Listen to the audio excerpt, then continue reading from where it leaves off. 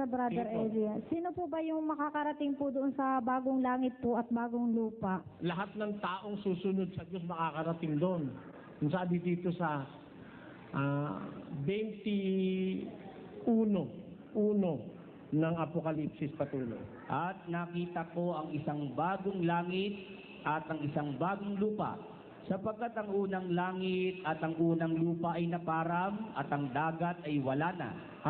At nakita ko ang bayang banal, ang bagong Jerusalem na nananaog mula sa langit buhat sa Diyos, na nahandang gaya ng isang babaeng kasintahan na nagagayakang talaga sa kanyang asawa. Ayun. Yung bagong Jerusalem, yung bagong langit, bagong lupa, para yon sa mga kasintahan ni Kristo.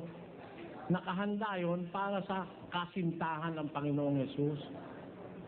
Parang ikakasal sila doon. Sino ba naman yung mga tinuturing na kasintahan ni Jesus? Pakinggan mo sa Korinto.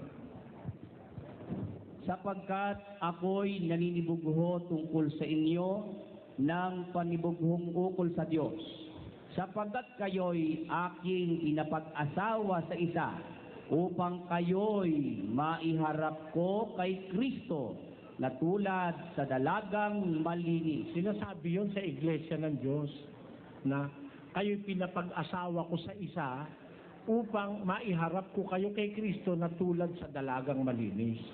Kaya kailangan makipagkasintahan ka kay Kristo. Huwag sa mister mo. Maraming salamat po, Sinasabi Brother awayin mo mister mo, ha? Hindi ko sinasabi yun.